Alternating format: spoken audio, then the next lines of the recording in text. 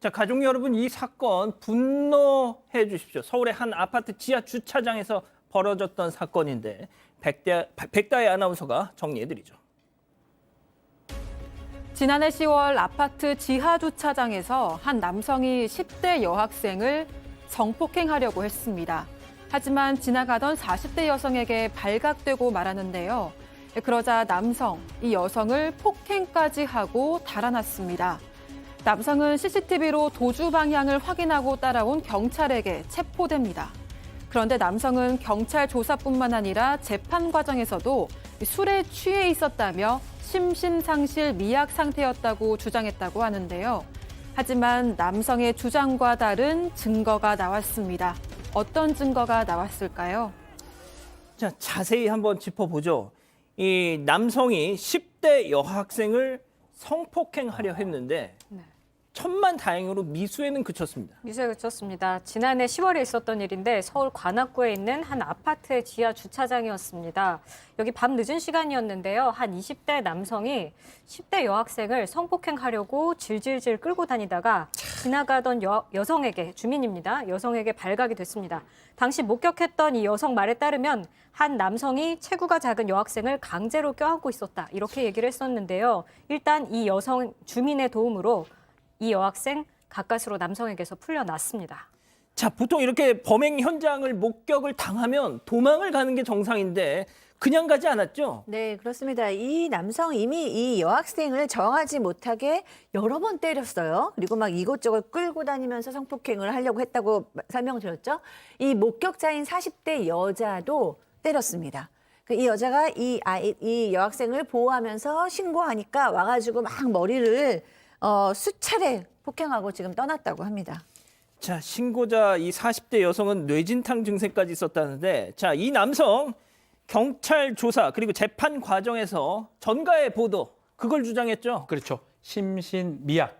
그러니까 심신장애로 인해서 범행을 할 시, 행위를 할 시에 의사를 변별할 능력이 없거나 미약했다. 이것을 심실상실, 심신미약이라고 하는데요. 본인이 술에 취해 있었기 때문에 내가 이 행위할 당시에 심신이 조금 미약돼 있고 그 형을 반영해달라고 재판부 또 수사기관에 주장을 했었습니다. 자, 그럼 여기서 오늘 세 번째 사건 체크포인트 짚어보죠. 바로 이겁니다. 세상에 체포되고 메롱했다는 거예요. 자, 일단 천만다행으로 그 40대 여성 목격자의 신고로 체포가 됐는데 저짓을 했다는 겁니다, 저거. 뭐 사실 CCTV 때문에 보세요, 저거 사파. 예?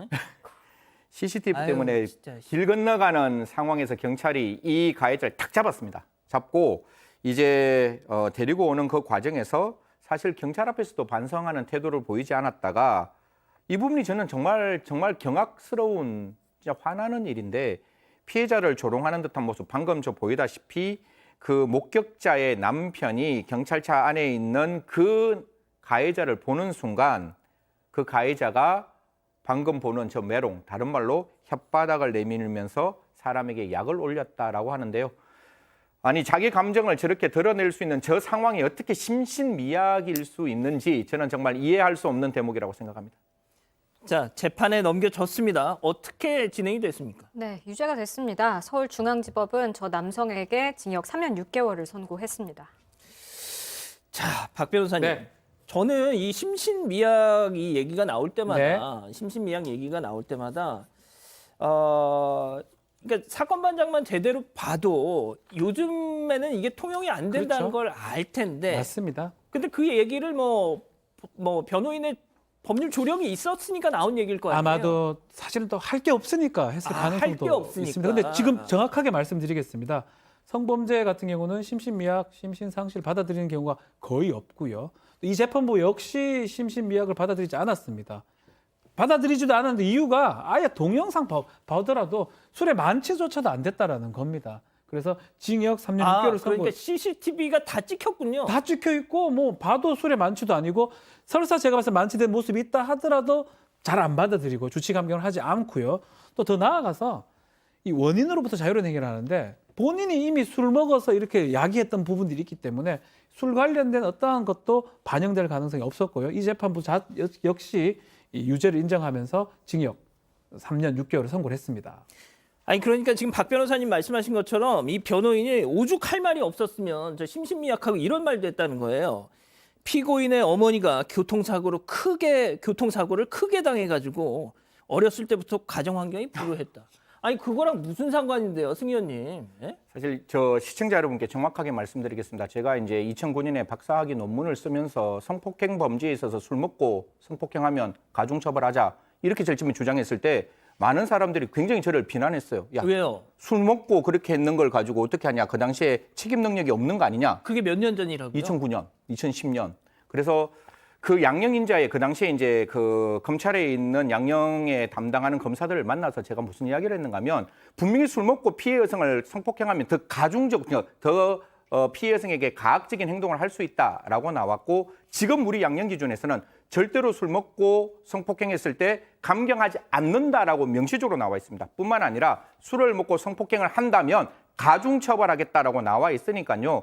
혹시 저런 이야기를 법정에서 이야기하면 절대로 받아주지 않는 게 명문으로 되어 있을 뿐만 아니라 우리 법원에서는 좀 더 가중처벌할 수 있는 방향을 만들었으면 하는 마음입니다.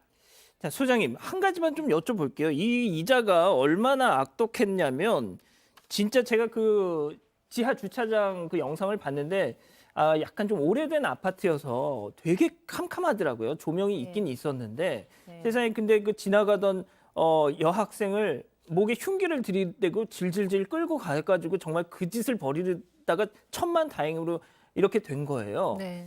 자, 그런데 세상에 반성 잡혀가지고 경찰차에 타고 끌려가면서 반성은커녕 세상에 메롱 이거는 네. 뭡니까 도대체? 그러니까 이제 우리가 좀 뻔뻔한 범죄자들을 많이 좀 종종 보잖아요. 그럼 이제 그들은 반성을 하지 않는 범죄자들을 봤죠. 근데 저는 이 사람의 행동은 반성을 하지 않는 것을 넘어서서 본인이 무슨 나쁜 짓을 했는지조차 인식이 안 되는 것 같아요. 내가 무슨 그렇게 나쁜 짓을 했나. 그렇기 때문에 지금 이렇게 피해를 입은 사람한테 메롱거리고 가고 있잖아요. 그건 또 뭐를 의미하냐면 이 사람을 엄중히 처벌하지 않으면 이런 일은 계속 저지를 거다라는 생각이 들기 때문에 이 사람은 굉장히 좀 엄정하게 처벌을 받고 교육을 받을 필요가 있다라는 예. 생각이 듭니다. 알겠습니다.